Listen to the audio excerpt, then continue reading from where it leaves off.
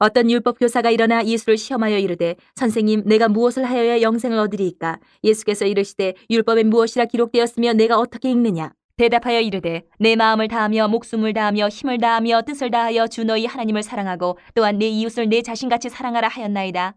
예수께서 이르시되 내 대답이 옳도다 이를 행하라 그러면 살리라 하시니 그 사람이 자기를 옳게 보이려고 예수께 여짜오되 그러면 내 이웃이 누구니이까? 예수께서 대답하여 이르시되 어떤 사람이 예루살렘에서 여리고로 내려가다가 강도를 만나매 강도들이 그 옷을 벗기고 때려 거의 죽은 것을 버리고 갔더라. 마침 한 제사장이 그 길로 내려가다가 그를 보고 피하여 지나가고 또 이와 같이 한 레위인도 그곳에 이르러 그를 보고 피하여 지나가되 어떤 사마리아 사람은 여행하는 중 거기 이르러 그를 보고 불쌍히 여겨 가까이 가서 기름과 포도주를 그 상처에 붓고 싸매고 자기 짐승에 태워 주막으로 데리고 가서 돌보아 주니라. 그 이튿날 그가 주막 주인에게 데나리온 2를 내어주며 이르되 이 사람을 돌보아 주라 비용이 더 들면 내가 돌아올 때에 갚으리라 하였으니 내 생각에는 이 세 사람 중에 누가 강도 만난 자의 이웃이 되겠느냐? 이르되 자비를 베푼 자니이다. 예수께서 이르시되 가서 너도 이와 같이 하라 하시니라. 잠시 기도하겠습니다. 사랑해 주님 감사드립니다. 주님의 은혜가 아니고서는 이곳에 설 수도 없고 주님의 은혜가 아니고서는 여기까지 올 수도 없었는데 주님이여 그 크신 은혜로 말미암아 오늘 또한 좋은 교회를 만나게 하시고 또한 이 좋은 교회를 통하여서 은혜 나누게 하심을 감사드립니다. 주님 말씀을 나누며 우리가 간증하며 서로를 나눌 때에 가서 너도 이와 같이 하라 하시는 그러한 음성으로 아버지 하나님 들을 수 있는 우리들 될 수 있게 하여 주시옵소서. 예수님의 이름으로 기도합니다. 아멘. 오늘 아침에 같이 함께 예배 드리고 말씀을 듣는데요. 많은 도전이 됐습니다. 그리고 너무 참 뜨거운 교회다. 정말 좋은 교회. 찾기 힘든 이 시대에 좋은 교회다라는 생각을 정말로 듣기 좋으라고 하는 게 아니고요. 정말로 그 마음속에 와닿습니다. 제가 한국을 이제 내려놓고 선교사로 나가기를 작정하고 기도하는 중에 가장 큰 제 극히 개인적인 기도 제목은 뭐였냐면요. 한국교회였습니다. 한국교회를 부탁해. 누구에게 부탁할까? 이런 마음 때문에 참 기도하고 있었거든요. 근데 그런 기도할 때 하나님께서 그런 음성을 제게 마음에 감동을 주신 것이 엘리야에게 보내주셨던 것처럼 진짜 바알에게 무릎을 꿇지 아니하고 절하지 아니한 7천의 그러한 자들을 두셨던 것처럼 그러한 교회들을 이렇게 만나게 해주시더라고요. 열심히 기도하시고 한국교회와 이 땅을 위해서 또 많은 복음의 현장을 함께 동역하기 위해서 수고해 주시길 바랍니다. 잠깐 나갔다 왔는데 길에서 노방전도하고 계시더라고요. 정말 좋은 교회구나 라는 마음이 와닿습니다. 좋은 교회는 말씀을 받을 때 좋은 마음으로 받아서 그 말씀을 삶 속에 실천하는 줄 믿습니다. 오늘 목사님 아침에 말씀하셨는데 제가 설교 이렇게 말씀 나눌 내용에 반절을 해버리셨어요. 그래가지고 사전에 많은 은혜 되셨으니까 말씀을 좀 줄이고 간증과 우리 우간다 선교 현장에 대한 소개를 좀 드리는 시간으로 갖도록 하겠습니다. 그러나 여기 말씀에 있는 것처럼 율법 교사가 예수님을 시험하려고 자기의 지식과 자기의 가진 그 모든 재능과 능력들을 이만큼 가지고 있는 나임에도 주님께 이러한 지적 수준만을 물었습니다. 한국교회가 지금 가장 큰 문제라고 하시는 게 머리만 커지고 있다는 거잖아요. 정말 우리의 삶 속에서 그리스도의 사랑을 실천하는 저와 여러분 되시길 바랍니다. 예수 믿는 거 어렵지 않아요. 쉽습니다. 그런데 우리의 삶 속에서 매일 어렵잖아요. 목사님 아침에 말씀하신 것처럼 내 욕망과 내 이기심과 내 하고자 하는 그 마음이 있어서 하나님 이거 말고 이것도 들어주세요 하는 마음이 자꾸 있어서 기도하게 되는 거거든요. 아침에 말씀처럼 하나님께서 원하시는 것이고 하나님께 영광되는 것이라면 내 것이 아니라 하나님 것이라면 기꺼이 하시면 됩니다. 근데 내 주머니가 아깝고 내 자존심이 아깝고 내 명예가 아깝고 내 권위가 아까워서 그걸 내려놓지 못하니까 그것도 지키고 예수도 믿고 두 개 다 하려니까 힘든 거예요. 우리가 스스로 낮아져서 겸손히 행하면 하나님께서 반드시 높여주십니다. 내가 높일 수 있는 자리는 이만큼이지만 하나님께서 높여주시는 것은 사람이 감히 바라볼 수 없는 그러한 존귀한 자리까지 올릴 줄 믿습니다. 잠깐 점심 식사하면서 우리 목사님께서 언제부터 이런 비전을 품게 되었냐라는 얘기도 하시고 여러 가지 하셨는데 제가 사실은 간증을 많이 하진 않아요. 왜냐하면 간증할 거리가 없어요. 그냥 이 집 것을 이렇게 살아왔기 때문이에요. 그런데도 불구하고 말씀을 들은 이유는 저와 여러분이 똑같다라는 거예요. 그냥 똑같이 살아왔고 똑같이 은혜 받고 살아왔고 단지 저에게 주신 달란트가 다르고 저에게 주신 또한 가야 할 길이 다르기 때문에 그 길을 찾아서 가게 하신 것이고, 여러분은 직장에서 또 가정에서 학교에서 삶의 모든 현장에서 하나님이 보내신 선교사이십니다. 그런 마음으로 사시면 되고요. 똑같은 일을 하는 거예요. 그러므로 분명히 하늘나라에서 같은 상급을 받을 줄 믿습니다. 그 일에 충실히 행하고 있다면. 여기에 충실히 행하지 못하고 있는 몇몇 사람들이 나오고 있어요. 제사장과 레위인들이 그렇습니다. 사실은 그들은 자기의 일에 충실했어요. 레위기와 민수기에 나와 있는 것처럼 제사장은 제사와 모든 성전의 일을 하기 위해서 절대로 시체를 가까이 하면 안 돼요. 오늘 그래서 이들이 거반 죽어있는, 겉으로 보기엔 죽어있는 그 시체를 보고 만질 수도 없어요. 왜? 내 직무에 충실하기 위해서는 그러한 일을 하면 안 돼요. 이 사람이 볼 때는 자기의 일에 최선을 다한 거예요. 그러나 예수님이 볼 때는 그가 옳지 못한 겁니다. 여기에서 우리의 기독교가 있는 거고, 제가 선교를 나가는 이유가 있는 거고, 복음을 전하는 이유가입니다. 내가 나만의 일만 충실하게 살고 내 할 일들을 다 했다고만 생각한다면 누가 가서 예수를 전하고 누가 가서 복음을 전하겠어요? 내 가정, 내 삶, 내 목적, 내 희망, 내 꿈, 내 물질을 다 접어가면서 왜 가서 복음을 전하겠습니까? 오늘날 우리가 많이 그렇잖아요. 이 정도면 장로로서, 권사로서, 집사로서, 또 성도로서, 청년회장으로서, 기관장으로서 이 정도면 나 할 도리 다 했다. 나도 이 정도면 할 거 다 한 거야 라고 항상 그렇게만 생각한다면 어떻게 이렇게 죽어가는 자를 살리겠습니까? 가서 우리가 그 사랑으로 하나님 주신 예수님을 통해서 보여주신 그 사랑을 가지고 그 마음에 담고 나아가야 될 줄 믿습니다. 그래야 더 아름다운 교회가 된 줄 믿습니다. 충분히 아름다운 교회지만 오늘 마라나타 찬양처럼 주님 오시는 그날까지 아름다운 교회가 되어서 주님께서 감사하고 감격하는 교회가 되었으면 좋겠습니다. 제가 철이 없어서 막내로 자라면서 제가 예수님께 그러한 기도의 제목을 가지고 살았어요. 주님, 저 가면 고맙다, 잘했다, 너가 있어 행복했다. 이 말 듣고 싶어요, 주님. 그렇게 살겠습니다. 꼭 그런 말 해주세요. 그런 마음으로 살아왔습니다. 여러분은 어떻습니까? 하나님과 비밀을 많이 간직하고 계십니까? 아름다운 사랑의 속삭임을 많이 나누고 계십니까?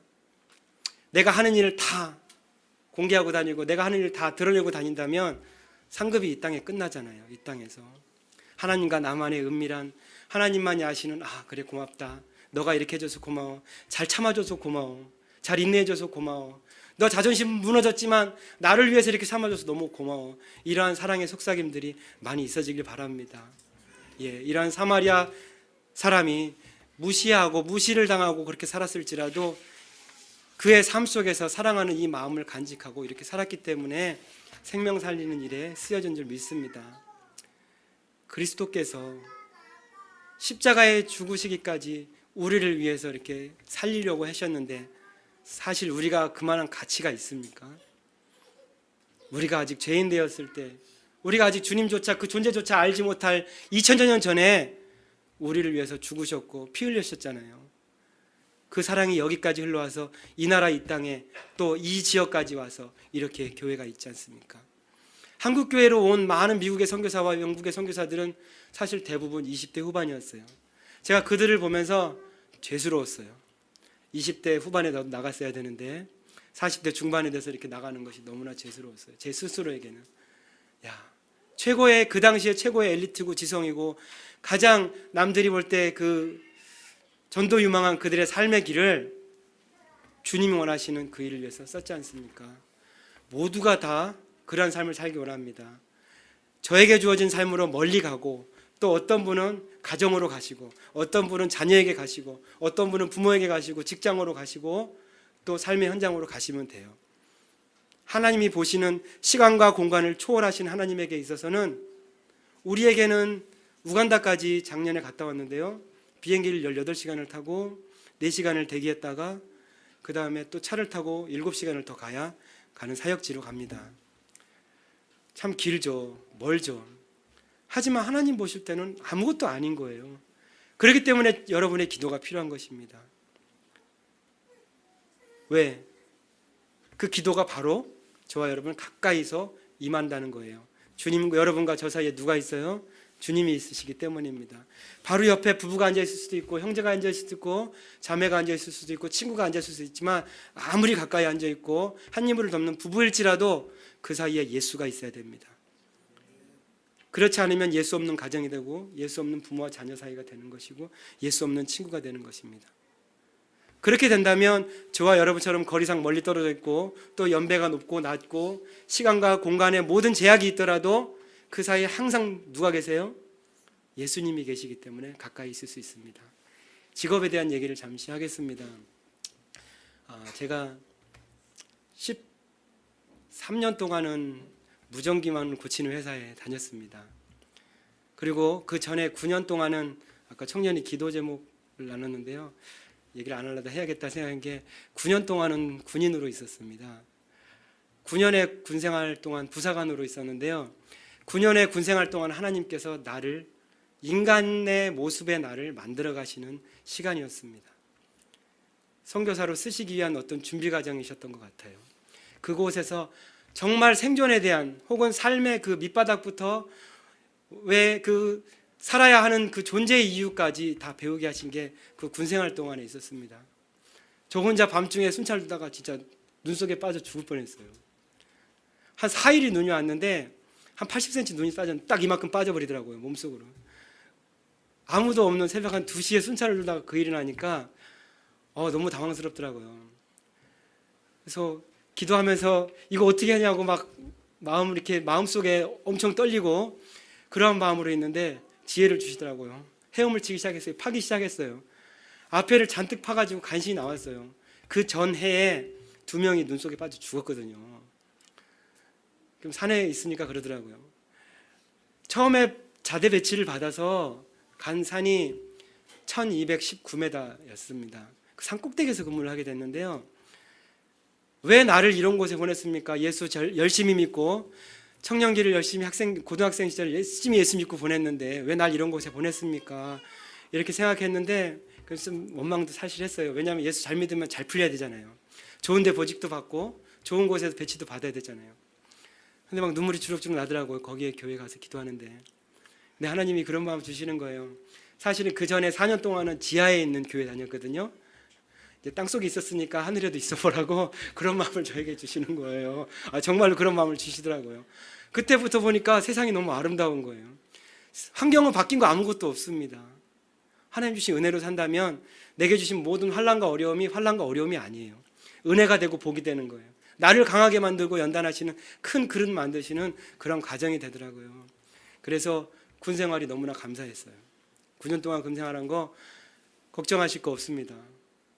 환경이 엄습해 오고 나를 두렵게 만들지라도 제가 주 안에 있고 주님의 은혜 안에 있다면 그것이 내게 유익인 거예요. 나를 강하게 만들고 담대케 만드실 줄 믿습니다.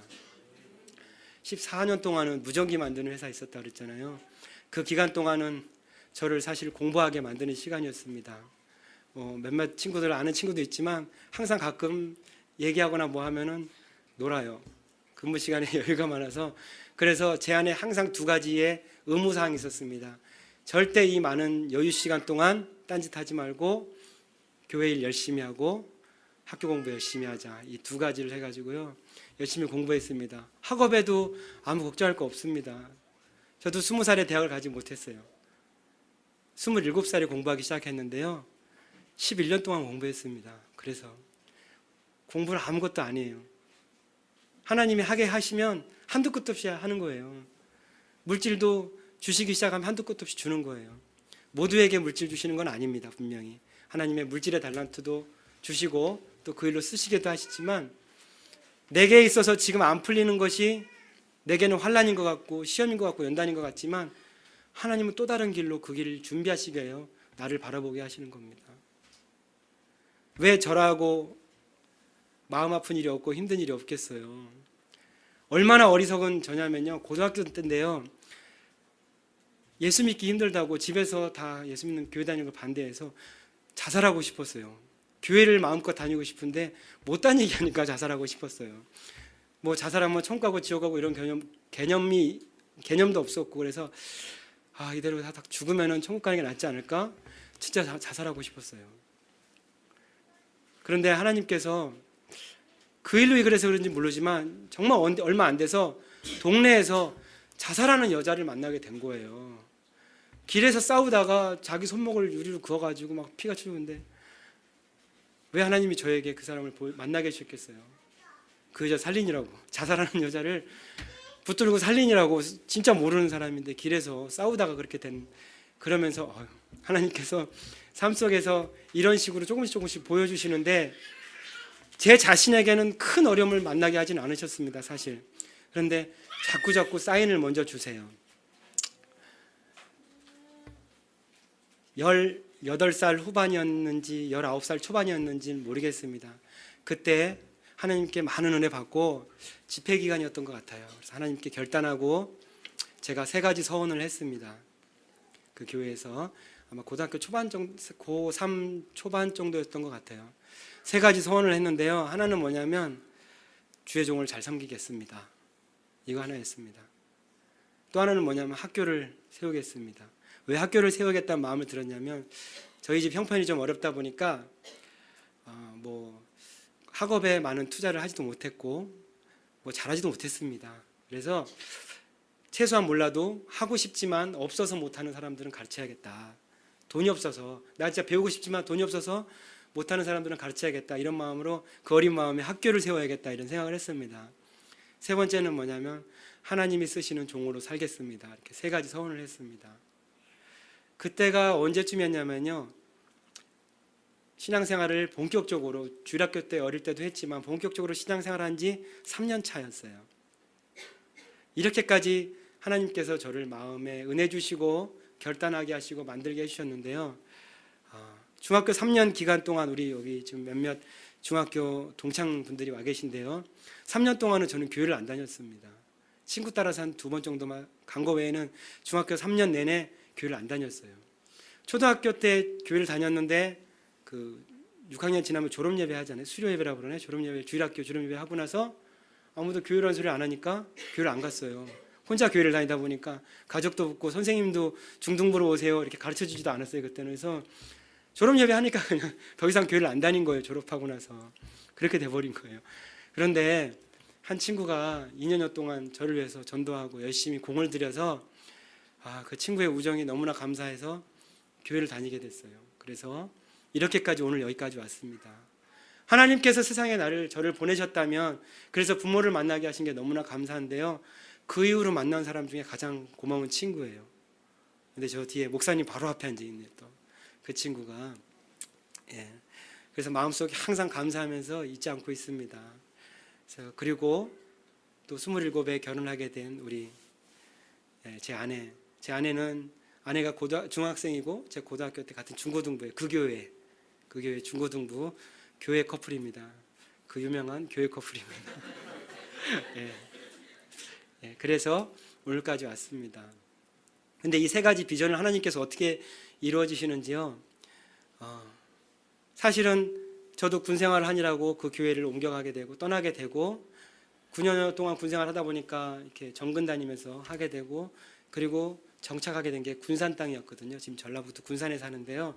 군산 땅이었습니다. 그래서 이 목사님하고는 그때 헤어진 거예요. 헤어졌는데 하나님께서 그 마음을 가지고 계셔서 그런지 몰라도 정말로 2년 3년마다 한 번씩 우연하게 만나게 하셨어요. 군 입대를 하려고 들어갔는데 그 군부대 훈련소 바로 후문 앞에서 교회를 목회를 하고 계셨던 거예요. 그 목사님이. 그래서 거기를 들어가기 전에 거기를 그렇게 해서 만나게 하시고 이런 식으로 2년 3년마다 꼭 한 번씩을 만나게 해주시더라고요. 그리고 지금 마지막까지 출석하고 있는 교회 목사님이세요. 군산에 연고도 없으신 분인데 목회를 또 하러 오셨더라고요. 그래서 그렇게 가게 됐습니다. 그리고 학교를 세우는 문제는 군생활하면서 직업군이다 보니까 뭐 월급도 받고 하잖아요. 아무리 계산을 해도 손가락으로 셈을 하고 머리를 써도 그렇게 벌어서 학교 짓겠어요? 학교 세우겠습니까? 교육을 하겠어요? 그래서 틈나는 대로 어려운 아이들 데려다 좀 과외도 했어요. 사실은 제가 그냥 무료로 과외도 해주고 특히 개척교회 목사님 자녀들 어렵잖아요. 데려다 영어 공부도 시키고 이렇게 했습니다. 그래도 학교 교육기관을 하고 싶어서 그런 마음들이 있어서 이 비전을 품고 있었는데 지금부터 한 7, 8년 전이었어요. 한 선교사님이 예배 시간에 이 얘기를 하는 거예요. 중동에 오면 그 키르기스탄이나 이런 서아프리카죠, 서아시아죠, 서아시아나 이런 데 오면 1,500만 원, 2천만 원만 있어도 학교를 세운다는 거예요. 그러니까 이거 내가 그냥 돈 털어서 가서 하면 되는 거예요. 별거 아니에요. 저는 아무리 한국에 생활할 때는 100억, 200억이 들어가야 되는 거예요. 하나님께서 오라는 소리구나 하고 크게 와닿더라고요. 그래서 가서 해야겠다. 그렇게 가서 하면 되는구나. 내가 꼭 왜 여기서만 학교 하려고 그러지? 가서 해야겠다라고 그런 마음을 가졌습니다. 이 세 번째 일은 좀 약간 문제가 됐어요. 하나님의 종으로 쓰시는데 문제는 뭐냐면 20살 때 신학대학교 원서를 넣었는데 교단이 다르다는 이유로 제가 빠꾸를 맞았어요. 접수를 거절당했어요. 그래서 이 길이 내 길이 아니구나. 하나님께서 원하신 게 아니었구나라고 학교를 접기 시작했는데요. 그리고 나서도 마음속에는 항상 지금 나의 삶이 완전한 나의 삶은 아니다. 내가 추구하는 나의 삶은 아니다라는 생각을 가지고 계속 살게 되었습니다. 근데 결혼을 하고 자녀를 낳고 교회 집사로서 헌신하면서 열심히 살았지만 항상 마음이 허전했어요. 그 어떤 광고에서 그런 표현하죠. 2% 부족한, 정말 2% 부족한 삶이었어요. 내 마음에. 남들이 볼 때는 평범하고 참 부럽습니다. 신앙생활 아름답게 하고 좋습니다. 참 열심히 하니까 좋습니다. 하지만 항상 2% 부족했는데요. 그 2%가 저에게는 솔직히 말씀드리면 98%였어요. 정말 나 이렇게만 이대로 가고 싶지 않은데라고 생각했는데 모든 가족이 합의가 되지 못했습니다. 사실 그때 선교를 나가고 이런 문제들에 있어서. 그래서 이런 것들을 준비하면서 하나님께서 만들어 가시는데요. 지금부터 한 4년 전에 하나님께서 딱 온 가족의 마음을 변화시켜 주시고 더 이상 망설이지 말고 우리 갑시다라고 아내의 입에서 먼저 고백이 나오게 하고 같이 신학 공부를 하게 되고 이렇게 준비하게 되었습니다. 왜 아프리카가 되었는가에 대해서는 저는 초기부터 이왕 갈 거면 지금 정말 도움이 필요한 곳 가자. 젊을 때 가니까 정말 일할 수 있을 때 가자. 제가 항상 군생활하면서도 그 얘기를 해요. 삽질할 수 있을 때 가자. 그런 나라 가서 하자라고 마음 먹고 아프리카를 놓고 품고 기도하고 있었는데요. 그때는 가족이 합의되지 않았던 그 시기에 아프리카 가자 그러면 난리 날 거 아니에요. 솔직히 아내도 그러고 자녀도 그러고. 그래서 하나님이 언젠가 쓰시면 동남아 정도라도 가봐야 될 텐데 뭐 필리핀 정도라도 가봐야 할 텐데 항상 이런 식으로 찔러만 놨습니다. 그래가지고 머릿속에 저 남자가 언젠가 간다 하면은 동남아라도 갈 텐데 어떡하지? 항상 이런 마음이 있게끔 아내와 자녀들에게 얘기를 해놨어요. 근데 우리 아내가 또 은혜 받고 같이 은혜 받고 나니까 아내가 와서 한 번은 고민을 얘기하는 거예요. 저에게. 여보, 하나님께서 내게 아프리카에 대한 비전을 품게 하셨는데 어떡하지? 당신은 동남아나 필리핀 이렇게 저한테 그러는 거예요. 그래서 깜짝 놀랐어요. 저는 그래서 항상 찔러놨던 속으로만 생각하고 찔러놨던 거를 거꾸로 이렇게 얘기하게 스스로 입에 고백하게 하시더라고요. 그래서 제가 사실 우리 가족들의 마음을 합하기 위해서 거의 15년 이상을 진짜 고민하면서 기도하면서 참았거든요. 그 일로 다투기도 사실 다퉜습니다.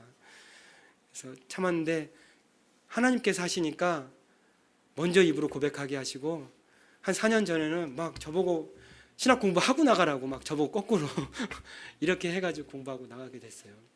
그래서 하나님께서 이 세 가지 기도한 이 제목들을 하나도 땅에 떨어지지 않게 하시고 지금 벌써 몇 년입니까? 네. 벌써 한 25년 정도 된 기도 제목인데요. 그렇게 헤어졌던 목사님도 제가 다른 교회 전도사로 섬기고 있었거든요. 오늘 기도하는데 너 가서 섬겨라. 너 언제 섬기려고 그래? 너 나가면 더 이상 못 오잖아. 가서 섬겨라. 단 1년이라도 섬겨라. 그래서 그 마음 주셔서 거기 사역하던 목사님께 말씀드려서 지금 다니고 있는 교회로 가서 지금 교회는 등록되어 있는 교인이 3명이에요. 평신도가 3명이고 목사님 가정이 있고 저희 가정이 있어요. 저도 사실 선교 훈련 준비하느라고 교회 사역은 거의 못하고 출석하고 그냥 같이 기도하고 같이 예배드리는 거 외에는 못하고 있어요. 그거라도 가서 해라. 마지막까지 가서 기도하면서 힘이 되어라. 네가 약속했고 네가 기도했으니까 라는 마음을 새벽 기도하는데 자꾸 주셔가지고 목사님께 어쩔 수 없이 얘기하고 그 주로 사임하고 그 다음 주에 사임하고 바로 지금 다니는 교회로 왔던 거예요. 그래서 첫 번째 기도 제목을 그렇게 이루게 하셨습니다. 두 번째 기도 제목은 작년에 선교사님을 만나서 우간다에 있는 선교사님께서 교육사역에 관심이 많은 분이에요. 그래서 이분은 목회자들, 현지 목회자들을 다시 훈련하고 또 양성하는 과정을 하고 계십니다. 왜 이 일을 하냐면 우간다라는 나라가 참으로 교육적으로 열악하고 어렵고 그래서 거기 농촌에 지금 사역하고 계신 어느 정도 중년 이상 되신 목사님들이 성경을 한 번도 못 읽으신 분이 많아요. 처음에는 글을 몰라서 본인의 책으로 된 성경이 없었잖아요. 그분이 배울 때는 자기 부족어로 된 성경이 없어서 읽을 수가 없었고 영어로 된 성경이 보급될 때 그분들이 영어를 잘 못하니까 읽을 수가 없었던 거예요. 그래서 성경을 한 번도 읽지 못하고 목사님이 되신 분들이 많았어요. 그래서 지금은 부족어로도 보면 기도원협회나 많은 성서 번역회가 있어서 부족어까지 성서를 번역해주고 있거든요. 그래서 부족어도 다시 번역되어 있고 영어 성경도 되어 있고 그래가지고 목사님들을 같이 성경 읽으면서 공부를 하시더라고요. 그러면서 또 거기에 학생들도 또 어린이들도 같이 교육하면서 공부하고 계십니다. 그래서 제가 하고 싶은 거는 가서 직장 생활하는 동안에 여러 가지 배웠던 기술들로 그들에게 기술 교육과 또 여러 가지 기타 교육들을 이런 청년들에게 취업 교육을 하고 기술 교육을 할 수 있게끔 해서 자립할 수 있는 그런 기반이 되게끔 그런 교육을 해야겠다라는 마음을 주셔가지고 계획으로 이렇게 하게 하셔가지고 거기 가서 이런 학교를 세워서 해야겠다라고 마음을 주셨습니다. 그래서 이 일을 순탄하게 진행되게끔 지금 계속 하고 계시고요. 그리고 이 세 번째 이런 하나님의 종에 헌신되는 일들도 우리 모든 가족이 이제 함께하게 하셔가지고 가게 되었습니다. 그래서 우간다를 가봐야 될 거 아닙니까? 그래서 작년에 11월 말에 우간다를 약 12일 정도 해서 이제 가게 됐습니다. 계획을 하고 어려운 가운데 사실 제가 계속 밤마다 공부를 주경야독이라 하는 사자성어를 10몇 년 동안 그렇게 하고 살다 보니까 사실 돈이 없어요. 별로. 그래서 어려운 가운데 그래서 만들었는데 비행기가 그 당시에 한 250만 원 교통비하고 여비를 하는데요. 든다고 그랬는데 하나님께서 얼마나 급하신지 정말 저보다 급하신 게 하나님이시잖아요. 언제나 에티오피아 항공이라고 아프리카 항공사를 딱 제가 들어가기 석 달 전에 우리나라로 들어오게 하신 거예요. 그래서 비행기 싸기 140만 원이 들어가게 된 거예요. 안 그러면 한 200만 원 넘게 들어가야 되는데 그러니까 제가 걱정할까 봐 미리 알아서 다 그런 거 준비해 놓으셨더라고요. 그래서 잘 됐다라고 했는데 하나님께서 그러지 말고 같이 갈 수 있도록 마음을 주셔가지고 큰딸을 데려갔습니다. 큰딸을 데려가서 보여주고 자녀들로 하여금 결정하게 하자. 엄마 아빠의 일로 강요하지 말고 자녀가 이 일을 함께 할 수 있도록 보고 결정하게 하자. 그래서 큰딸을 데려갔습니다. 그래서 비슷한 경비로 둘이 같이 갔다 왔어요. 그래서 잠깐 짧은 우리 사진 동영상 해놨는데요.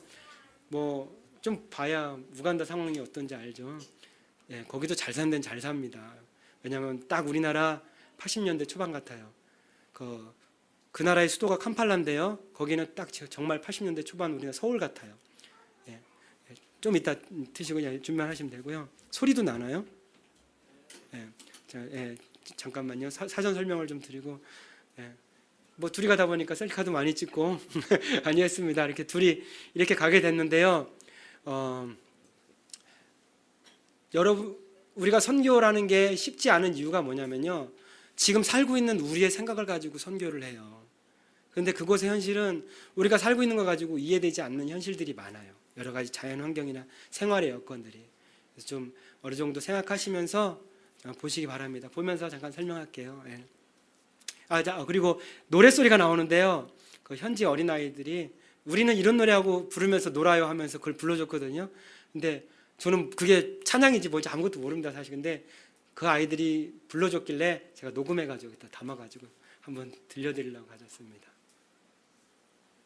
이거 타고 갔습니다. 하나님께서 보내주신 전세기인 줄 알았어요. 이게 소리는 조금만 하시면 돼요. 캄팔라 공항에서 나와가지고면은 빅토리아 호수인데요. 전라도, 경상도가 다 들어갈 정도로 큰 아프리카에서 제일 큰 호수입니다. 여기가 캄팔라입니다. 엄청 발전됐죠. 우리나라 한 80년대 서울 같아요. 근데 여기만 이제 딱 나가기 시작하면 이제 외곽으로 나가기 시작합니다. 여기가 우리 식사하게 된 곳인데요. 나일강의 상류가 여기에 있어요. 두 상류가 있는데 그 중에 하나가 우간다에서 시작합니다. 여기에 이제 거기 소로티라는 지역에 저희가 훈련받고 간 한국 기아대책 그 사무실이 있습니다. 여기는 선교사님께서 유치원의 벽에 이렇게 색칠을 해서 해주셨는데요. 이렇게 하면 동네에서 가장 아름다운 곳이 돼요. 보면 아시겠지만 미국에 있는 흑인이랑 일종이 달라서 너무 까매요. 진짜 눈하고 치아밖에 안 보입니다. 가면. 그래서 여기도 학교로 쓰고 있으면서 교회로, 그러니까 저학년하고 같이 교회로 하고 있는데요. 유치부 졸업식입니다. 교회 선교원 졸업식이죠. 예. 여기 선생님들이고요. 같이 또 축하하는 노래 불러주고요. 저희도 가서 축하하는 노래 불러줬습니다. 이렇게 졸업을 하면 이렇게 상도 주면서 부모들이 또 선물도 줘요. 졸업 축하한다고 열심히 공부하라고 이렇게 줍니다. 그래서 아이들에겐 엄청 특별해요. 여기 닭 보이세요? 예, 졸업 선물로 엄마가 닭을 줘서 이렇게 살아있는 닭입니다. 키워서 학비하라고. 예, 부자들은 이렇게 염소를 줘요. 예, 너 커서 학교 다닐 때 학비하라고 벌어서 이렇게 합니다. 그래서 어디 가나 교육열은 뜨거워요. 그래서 선교사님들이나 이렇게 학교를 하거나 이렇게 교육의 장소를 마련할 때 항상 많이들 와서 배우려고들 합니다. 우리는 와가지고 사진 찍는데 자기 앞에 와가 자꾸 저한테 이렇게 기어오더라고요. 정말 까맣죠. 이렇게 운전하시는 분인데 사진 찍는 걸 좋아해서 제가 자꾸 이렇게 들고 있으니까 자기들도 찍어달라고 했습니다. 그래서 한국 기아대책이라는 곳에서 이렇게 이불을 담요를 보내가지고 천장을 보내왔더라고요. 그래서 거기에 지역에 있는 농촌 어린이들 가정으로 보냈습니다. 우리 딸도 열심히 다음날 체육대회가 있어가지고요. 체육대회를 위한 상품 포장하고 만드는 초등학교입니다. 더위는 한 38도 40도 이렇게 되는데 그늘에 앉아있으면 시원해요. 학교에 울타리가 없다 보니까 동네에 이렇게 소가 들어와서 막 축구하고 있는데 들어와서 막 해집고 다니면 잠깐 서서 쫓아내보내야 되고 그래요. 그냥 여기 학교 운동장에서 같이 축구했고 이렇게 원래 옷이 없는데 처음으로 그 한국 기아대책에서 유니폼 만들어가지고 보내줘서 이렇게 입게 되었습니다. 이거는 한 분이 자기가 만든 악기라고 자랑을 하면서 사진 찍어달라고 그래서 이렇게 막 폐고철로 이렇게 못 찌그러니 펴가지고 망치를 펴서 이렇게 만든 거예요. 그럴싸하더라고요. 연주도. 네. 여기가 보통 농촌 그 주택입니다. 개인들이 사시는 농촌에 사는 집입니다. 이런 데서 다들 생활하시고요. 그리고 한 시골 농촌교회를 방문하게 되었습니다. 농촌교회 가서 같이 예배드리려고 하는데 이렇게 길이 없어가지고요. 조그만 길에 집차 타고 이렇게 들어가서 하는데 여기가 예배당이에요. 네. 예배당에 이렇게 있는데 참 마음이 뭉클하더라고요. 한국 교회는 더 좋은 거, 더 아름다운 거, 더 멋진 거 이렇게 추구하는데 여기서 예배드리면서도 얼마나 막 눈물도 흘리고 막 은혜 받으면서 함께 예배드리고 하는지 재밌는 거는 예배를 한 3시간씩 드려요. 힘들더라고요. 저도 생각보다 안에 들어가 있으면 눈이 적응해서 그런가 또 밝더라고요. 사방에 테두리가 이렇게 뚫려 있고 창문이 많이 있어서 이렇게 다 얼굴도 보이고 밝더라고요. 그래서 같이 또 찬양도 하고 또 기회를 주셔가지고 또 말씀 전하는 시간에 같이 좀 말씀했는데요. 저는 한 30분 했는데 미안해서 일찍 끝내려고 했는데 나중에 알고 보니까 보통 3시간 드리고 말씀이 한 2시간 한다는 거예요. 설교를. 우리 아까 졸업했던 그 학교의 졸업생인데요. 참 사진 찍는데 저를 갑자기 혼자 딱 뒤를 돌아보는 거예요. 그런데 보는데 마음이 참 뭉클하더라고요. 이렇게 찍으면서 진짜 와서 우리를 도우라 하고 마게도냐에서 그렇게 손짓했던 것처럼 그런 눈짓으로 이렇게 보이더라고요. 꺼주셔도 되고요. 우리가 어떠한 곳을 바라보고 있는지, 무엇을 우리 살면서 바라보고 있는지 참 많이 생각해야 될 것 같습니다. 시계가 없어서 사실은 예배를 오래 드려요. 시계가 없어서. 목사님도 시계가 없고 성도들도 시계가 없고 교회가 시계가 없어서 아침에 일어나면 집에서 밥을 먹고 다 주일날은 무조건 교회를 오는 거예요. 그러니까 그게 몇인지 모르는 거예요. 아무도. 그렇잖아요. 정말 그렇더라고요. 그래서 어쩔 때는 너무 늦게 올 때도 있어요. 졸업식 하는 날은 아침 10시 먼저 다 졸업생하고 가정 다 오시고 10시 반쯤에서 10시 반인가 11시에 시작하기로 했거든요. 10시 반에 시작해서 12시면 끝내고 모든 행사를 12시에 끝내고 점심 먹기로 했는데 12시에 행사가 시작됐어요. 뭐 와야죠. 시계가 없으니까 뭐 그냥 오는 대로 오는 거예요. 그러니까 그렇게 와서 어려운 부분도 있지만 예배 드릴 땐 은혜더라고요. 아침만 먹고 오는 거예요. 무조건 와서 보면 예를 들어서 성도님 중에 좀 늦게 오신 분들 있고 이렇게 오시는 분들 다 올 때까지 그냥 계속 찬양하고 그냥 서로 기도하고 이러고 있는 거예요. 1시간이고 내내 그렇게 하고 있다가 올 사람 목사님들은 알잖아요. 올 사람 다 왔으면 그때 이제 예배 순서를 시작하는 거예요. 한 3시간씩 예배 드리는 거예요.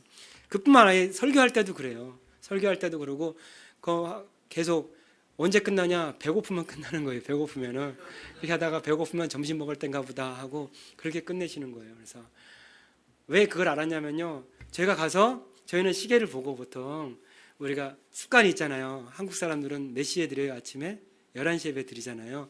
그러니까 우리가 갈 때 11시에 우리 가겠습니다라고 얘기해 놓은 거예요. 그러니까 가니까 다 모여서 벌써 찬양하고 기도하고 예배를 하는 중간에 우리가 들어간 거예요. 몇 시에 시작하는지도 사실 몰라요. 그래서 예배 다 드리고 말씀 전하고 12시 반쯤 돼가지고 다른 교회 한번 더 방문하러 갑시다. 이렇게 갔는데 거기는 아직도 예배 말씀 전하고 있는 중인 거예요. 다른 교회를 갔는데. 그러니까 계속 예배 중인 거예요. 한 3시간이고 이렇게.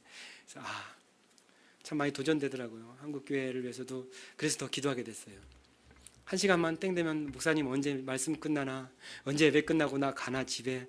막 12시 되면 목사님이 엄청 초조해져요. 왜? 성도들이 얼마나 자불안석일까 이게 걱정이 되는 거예요. 그렇잖아요. 근데 그런 거 없이 하니까 우리도 한국교회 초대교회 우리 부모님 세대는 그러지 않았는데 정말 진짜 예배의 은혜 말씀의 은혜 사모하면서 이렇게 살았는데 우리도 진짜 회복해야겠다 그런 마음 들더라고요. 아까 어린이가 이런 저를 바라보는 눈빛 이런 눈빛이 사실은 우리 막내가 저에게 또 선물해 준 적이 있어요. 어릴 때 어디 가나 항상 이 얘기를 하는데요. 왜냐하면 제가 너무나 큰 충격으로 별거 아니거든요. 너무나 큰 충격으로 저에게 은혜로 온 거예요. 그게 뭐냐면 그러니까 돌 지나고 좀 걸어 다닐 때 것 같아요. 막내가 이렇게 안고 있는데 제가 참 정이 없는 아빠라 어느 날 분뜻 얼굴을 봤는데 눈을 서로 마주 보게 된 거예요. 근데 눈동자 안을 딱 보게 되는데 눈동자 안에 누가 보여요? 그 눈동자 안에 한 번도 안 해보셨구나. 누가 보여요? 내가 보이잖아요. 그 애기의 눈동자 안에 바라보고 있는 제가 보이더라고요. 예수님의 눈동자 안에 내가 보이고 있을까? 저들의 눈동자 안에 내가 가서 보여줄 수 있을까? 내가 볼 수 있도록 할 수 있을까? 너무 안 해본 것 같아서 오늘 저녁 꼭 숙제로 해보세요. 부부간에도 꼭 눈동자 안에 당신의 눈 안에 나를 담고 있는지 보려면 어떻게 봐야 돼요? 가까이서 보셔야 됩니다. 우리 자녀가 내 안에 내 눈 안에 있고 자녀의 눈에 엄마 아빠가 담겨 있는지 보려면 어떻게 해야 돼요? 가까이서 보셔야 됩니다. 보십시오. 예수님의 눈 안에 그걸 담기를 원하시는 거예요. 예수님도. 예수님과 대면한 우리에게 있어서도 내 눈 안에 예수님이 있기를 원하는 거예요. 그래서 우리 찬양 하나 같이 한번 부를게요. 찬양을 2개나 준비했거든요. 그 중에 하나 같이 부르겠습니다. 하나님께서 선교사로 가는 저에게 가장 큰 마음의 감동을 준 찬양입니다. 잘 아는 거니까요. 잘 아시죠? 네. 왜 그러냐면 이 찬양으로 인해서 하나님께서 왜 너희를 만들었는지 내가 너를 만들었는지를 답해 주셨어요. 왜 내게 손이 있었고 왜 이런 모습일까? 사람이 눈이 있고 귀가 있고 입이 있고 손이 있고 발이 있을까? 왜 하나님이 이 모양으로 만드셨을까? 성철아, 내가 가고 싶은데 너가 대신 가주면 안 되겠니? 내가 저 사람의 손을 잡고 싶은데 너가 대신 가서 잡아주면 안 되겠니? 내가 그의 눈동자 안에 너를 담고 싶은데 너가 가서 대신 담겨 있으면 안 되겠니? 내가 그에게 힘내라고 주님께서 함께 한다는 것을 그 알지 못하는 그들에게 전해주고 싶은데 너의 입으로 그거 하면 안 되겠니? 이런 마음을 저에게 주시더라고요. 그래서 우리에게 발을 주시고 손을 주시고 입을 주셨고 또 보게 하셨구나. 이런 마음을 저에게 주셨어요. 여러분, 걷는 데만 발을 쓰지 마시고 잡는 데만 손을 쓰지 마시고요. 주님께서 원하시는 곳에 나아가는 발이 되시고 주님께서 원하시는 곳에 사람의 손을 잡아주는 손이 되시고 품에 안아주는 손이 되시기 바랍니다. 목사님 아침 얘기하셨지만 제가 작년 통계를 보니까 2013년도에 자살한 사람이 하루에 평균 42명이라고 했습니다. 41명인가 2명이래요. 말도 안 되는 일이죠. 한 명도 자살한 분 없잖아요. 그죠? 그런데 평균 하루에 42명, 1명, 2명이 자살했답니다. 바닷물이 그 썩지 않기 위해서 존재하는 소금의 염분은 2%, 3%밖에 안 돼요. 우리가 이 사랑을 가지고 그리스도의 사랑을 가지고 살았다면 이런 일이 일어나서는 안 되는데 너무나 많이 일어나고 있지 않습니까? 여러분, 말씀을 나누는 저와 여러분이 함께 이 찬양하면서 그런 결단하시기 바랍니다. 그리고 또 이어나가겠습니다. 조금 더 말씀 나누겠습니다. 이제 가서 제가 하고자 하는 일들에 대해서 좀 소개해드리고자 합니다. 말씀드린 것 같이 그곳에서 교육의 일을 하려고 합니다. 너무 많이 가난합니다. 너무나 남이 돕지 않으면 혼자 걷기 어려울 정도로 많이 어렵습니다. 그런데도 재밌는 것은요, 아무도 돕지 않아도 지금까지 살아왔습니다. 그렇죠? 우리가 볼 때 가난한 거예요. 우리가 볼 때 불쌍한 거예요. 그들의 삶에서 그들 스스로는 불쌍하다 생각하지 않고 살았어요. 그렇다면 우리가 가서 무엇을 해야 됩니까? 그래서 제가 하고 싶은 걸 기도하면서 두 가지 했는데요. 진짜 온전한 그 구원을 이루기 위해서 마지막 날까지, 마라나타 주님 오실 때까지 그들이 믿음 안에 굳건히 서게 하기 위해서 계속 복음을 전해야 될 줄 믿습니다. 또 하나는 청년들과 많은 배우고자 하는 자들에게 그들이 원할 때 그 배움의 길을 열어주고 싶어서 이 교육의 일을 하려고 하는 겁니다. 배우고 싶지 않은 사람은 배우지 않아도 돼요. 모두가 다 공부에 재능이 있는 것은 아닙니다. 그렇죠? 운동에 재능이 있는 사람도 있고요. 다른 여러 가지 모양으로 달란트는 있습니다. 그래서 배우고자 하는 자들에게 없기 때문에 못 배우는 기회를 갖지 못하는 그 일을 그렇게 일이 되지 않게끔 기회를 제공하려고 하는 것입니다. 그래서 이 일을 하려는데요. 지금 방문한 이 도시가 아니고 사실은 이간가라는 도시입니다. 이간가 쉽죠? 우간다도 쉬워요. 우리가 간다, 우간다, 그렇죠? 예. 이간가, 이제 간가? 사투리로 생각하셔도 돼요. 이간가. 예. 이간가는 어떤 도시냐면요, 우간다라는 곳이 복음화율이 상당히 높아요. 아프리카 여러분 생각하는 것보다 아프리카는 대체로 북아프리카를 제외하고는 복음화율이 상당히 높습니다. 나이지리아 같은 곳에서 집회를 할 때 10만 명이 모여서 집회를 해요. 그게 가능할 것 우리가 도저히 말이 안 될 것 같지만 정말 그렇게 모여서 해요. 한국에서는 그렇게 모인 적이 제가 어릴 때, 우리 윤 목사님이라면 알겠지만 여의도에서 그죠? 빌리 그레엄 목사님 오셨을 때, 이럴 때 외에는 거의 그렇게 뭐 10만 명 이런 식으로 뭐 몇만 명, 5만 명, 10만 명 모인 적이 한국 교회에 없어요, 거의. 근데 나이지리아나 아프리카는 이렇게 모여요. 왜? 외국에서 훌륭한 목사님 오셔가지고 뜨겁게 집회한다 그러면은 와요. 와가지고 그냥 길에서 자면서 그냥 그렇게 며칠을 집회하고 가요. 그게 가능해요. 북아프리카에는 많은 이슬람권이 있어가지고 사실 기독교 복음화율이 엄청 낮은데 그 중앙부터 그 이후로는 복음화율이 상당히 높습니다, 생각보다. 그런데 문제는 뭐냐면 내게 오늘 빵을 주니까 예수 믿는 거예요. 예수님이 그 십자가의 은혜와 그 구원의 복음 때문이 아니라 빵을 주니까 예수 믿는 거예요. 그래서 많이들 옵니다. 그런데 이 이간가라는 지역은 이슬람에서 집중적으로 이슬람화하고 있는 도시입니다. 우간다 같은 경우도 천주교가 40%예요. 우간다에 기독교가 개신교가 40%예요. 어쨌건 80여 프로가 예수와 관련됐습니다. 이슬람은 12%밖에 안 돼요. 그런데 특정 몇몇 도시에는 이슬람이 70여 프로가 돼요. 송도에 그 많은 그 이슬람 자본으로 투자해서 많이 저거 한다라는 얘기들 많이 해서 반대다고 그랬잖아요. 그런 식으로 일을 해요, 이슬람이. 그래서 그 이간가라는 지역에 학교도 짓고 병원도 짓고 회사도 짓고 많이 공장도 지어가지고 거기에 들어오려면 다 이슬람으로 개종을 해야 돼요. 그러다 보니까 그 도시만 이슬람 교도들이 70%가 넘어요. 그래서 저희도 가서 대놓고 복음을 못 전해도 이런 교육의 프로그램을 통해서 복음을 전해야겠다라고 마음 먹고 그곳에 대지를 구입하고 그곳에 이제 교육 예배당과 학교 시설을 만들려고 하는 거예요. 그래서 그곳에 가서 저는 학교에서 이제 청소년들을 교육하고요. 이렇게 하려고 합니다. 그래서 많이 기도해 주셔야겠죠. 예. 그래서 많이 잘 우리가 그곳에서 큰 여러 가지 환난과 어려움도 있겠지만 없기를 바라고 가지는 않습니다. 있겠지만 잘 이겨내기를 바라는 겁니다. 의인은 7번 넘어져도 8번 넘어지니까. 그리스도인은 예수가 있어서 내가 100번을 실패해도 101번 또 일어날 수 있는 게 예수 믿는 사람입니다. 안 넘어지려고 하는 건 사실 예수 믿는 게 아니에요. 안 넘어지면 좋겠고 안 아프면 좋겠고 상처 없으면 좋겠고 힘든 일이 없으면 좋겠지만 예수 믿는 건 그게 아니라 그렇게 넘어져도 일어날 수 있기 때문에 예수님이 우리와 함께하는 겁니다. 그래서 부디 저희 가정을 위해서도 기도해 주시고 그 사역의 현장을 위해서도 기도해 주시기 바랍니다. 한 가지 제가 그냥 여담으로 제 간증 한 가지만 더 하고 마치겠습니다. 제가 고등학교 2학년 때 2학년 초반에 하여튼 목사님이 그때가 이제 교회 다닌 지 2년 차잖아요.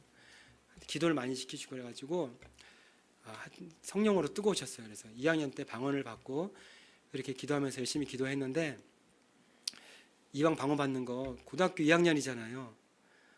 외국어 중에 가장 필요한 게 뭐죠? 공부할 때? 영어잖아요. 이왕 성경에 보면 그 사도행전에서의 처음 방언 받았을 때 어땠어요? 외국인들도 다 알아들었잖아요. 그렇죠? 아시죠? 그래서 이왕이면 영어 같은 거, 일본어 같은 거, 중국어 같은 거 말고 정말 영어, 정말 중국어, 정말 일본어 이런 방언 받게 해달라고. 정말 그런 영어 하게 해달라고. 영어 방언 하게 해달라고. 그냥 영어처럼 들리는 거 말고 영어 그냥 안 배워도 외국인하고 가서 대화하고 복음 전할 수 있는 그런 거 달라고 기도했어요. 정말. 안 그러면 나 방언이고 뭐고 안 하겠다고 막 그러면서 막 기도했어요. 이런 방언 달라고. 1년을 기도하고 2년을 기도해도 대화 안 돼요? 정말 방언만 받고 영어 한 사람이 있으세요? 대화 정말로. 중국어 한 사람 있으세요? 모르겠네요. 또 특별한 은혜가 있어서 안 되더라고요. 그래서 그냥 이런 건 아닌가? 이렇게 생각을 하면서 그 마음이 뭐였냐면 그런 방언 주시면 제가 선교하겠습니다. 이렇게 했어요. 사실 그때도 그렇게 복음 전하겠습니다. 중국어 방언 주면 중국 가서 전하고 일본어 방언하면 일본 가서 전하고 영어 방언하면 영어권 가서 전하겠습니다. 했어요. 근데 안 주더라고요. 그렇게 그래서 아닌가 보다 하고 끝내고 세월을 흘렸는데요. 제가 이 일을 기억하는 거예요. 1999년도에 제대를 하고요. 그 다음에 99년 11월 말에 제대했는데 제대하고 우리 예은이가 태어날 쯤이에요. 그러니까 99년 12월 1일 날 태어났거든요. 그래서 태어나고 그 시기가 돼서 연말이 돼서 제대하고 외국인 회사를 들어가게 됐어요. 근데 제가 뭘 할 줄 아는 영어도 아무것도 못하는데 그냥 기술 가지고 들어간 거예요. 그래서 기술로 인해서 거기를 들어갔는데 사장님도 미국 사람이죠. 거기 앉아 있는 직원도 미국 사람이죠. 그래서 그냥 오다 주면 그거 가지고 일만 하면 돼요. 그러니까 일은 잘하니까 열심히 했어요. 근데 우리 딸이 태어나고 말까 출산했으니까 휴가도 가야겠고 솔직히 욕심에 월급도 좀 올려달라고 얘기도 하고 싶고 그래서 그런 걸 장문을 열심히 적어가지고 밤에 달달 외워가지고 목사님 사장님한테 가서 영어로 얘기해야 되잖아요. 미국 사람이니까 달달 외워가지고 갔어요. 그래서 갔는데 막 얘기하니까 저를 보면서 그러냐고 그래서 얘기하는데 그 다음에 딱 한마디를 더 했는데 제가 못 알아들은 거예요. 왜? 대본에 있는 걸 서로 얘기를 해야 되는데 How are you? 그러면 How are you? Fine. 그럼 Thank you. And you 이렇게 해야 되잖아요. 서로 이런 것처럼 달달 외워가 딱 가는데 그 다음 예상한 질문이 와야 되는데 다른 걸 딱 하는데 제가 못 알아들은 거예요. 갑자기 마음이 팍 하면서 아무 말도 못하게 된 거예요. 그러니까 사장님이 화가 확 난 거예요. 영어도 못하면서 뭘 이렇게 바라는 게 맞냐 이런 식의 막 말을 뭐라고 하시는 거예요. 그래서 놀래가지고 마음이 확 그래가지고 제 자리에 딱 갔는데 눈물이 막 주렁주렁 나더라고요. 29살 때인데 눈물이 막 나는 거예요. 그래서 하나님 나 어떡합니까? 하고 울고 있는데 진짜 알면서 울었어요. 사무실에 앉아가지고 울고 있는데 그런 마음 주시는 거예요. 이제부터 해. 내가 너에게 주는 영어 방언의 응답이야. 딱 그러시더라고요. 그래서 그 영어 공부하게 된 거예요. 미국 회사 들어가서 14년 동안 일하고 나왔습니다. 그 속에서 남들 제일 늦게 들어갔는데 다 구조정당하고 사람 다 잘려나가는데 선배들 다 나가는데 하나님이 계속 남아있게 하더라고요. 영어를 잘해서가 아니에요. 지금도 뭐 썩 잘하는 건 아닌데 그냥 생활할 만큼밖에 못하는데 그렇게 훈련하게 만드시더라고요. 그래 내가 훈련해서 만드는 거야 라고 하시더라고요. 내가 당장 기도한다고 응답하는 게 안 이루어졌다고 해서 우리의 생각에는 안 된 것 같지만 하나님은 반드시 이루어 주십니다. 하나님의 방법으로. 우간다를 간다고 했더니 걱정이 된 거예요. 우간다어가 뭔지 걱정이 된 거예요. 그래서 보니까 뭐예요? 영어를 공용어로 쓰는 거예요. 34개 부족이 있는데 34개 부족어를 쓰는 나라예요. 그래서 나라에서 아예 영어로 통일시켜 버렸어요. 그러니까 하나님께서 다 모든 것들이 다 들어맞게 하시는 거예요. 우리의 인생의 길이 꼭 퍼즐 같아요. 한 조각 두 조각 볼 땐 이게 도대체 뭔지도 모르겠고 막 안 되는 것 같고 엉키는 것 같고 설키는 것 같은데 가만히 이렇게 풀어나가다 보니까 그림을 맞춰 가시더라고요. 여러분의 인생도 그럴 줄 믿습니다. 기도하겠습니다. 사랑해 주님 감사드립니다. 연약하고 부족한 저를 세우시어서 하나님 나라를, 하나님의 뜻을 아버지 이뤄나가는 도구로 사용해 주신 것 감사드립니다. 오늘 좋은 교회 왔습니다. 하나님이 좋아하시는 교회인 줄 믿습니다. 이 교회를 통하여서 이 지역사회와 이 땅에 그리고 이들의 삶을 통하여서 하나님께서 이루고자 하시는 그 뜻을 이루시고 또한 아버지 하나님 펼쳐나갈 수 있는 귀한 도구로 사용하여 주시옵소서. 아버지 하나님 좋은 도구가 될 줄 믿습니다. 또한 선교를 위하여서 함께 기도하며 아버지 하나님이여 동역하며 같이 아파하며 같이 기뻐하며 한 가족 한 식구 되게 하여 주심을 감사드립니다. 이후로도 하나님 오실 때까지 우리 예수님 오실 때까지 이 일을 감당하며 나갈 수 있는 귀한 교회 되게 하여 주시옵소서. 아버지 하나님이여 참으로 불러주시고 이끌어주신 모든 일정 가운데 우리 목사님도 아버지 함께하여 주시어서 모든 목회 현장에서 주님 항상 크게 사용하여 주시어서 하나님의 일에 크게 증거되어지고 나타나고 드러날 수 있게 하여 주시옵소서. 감사드리며 예수님의 이름으로 기도합니다. 아멘. 내가 섬기고 주의 거룩한 곳 되게 하소서. 주의 향기로 물들이소서. 주의 향기로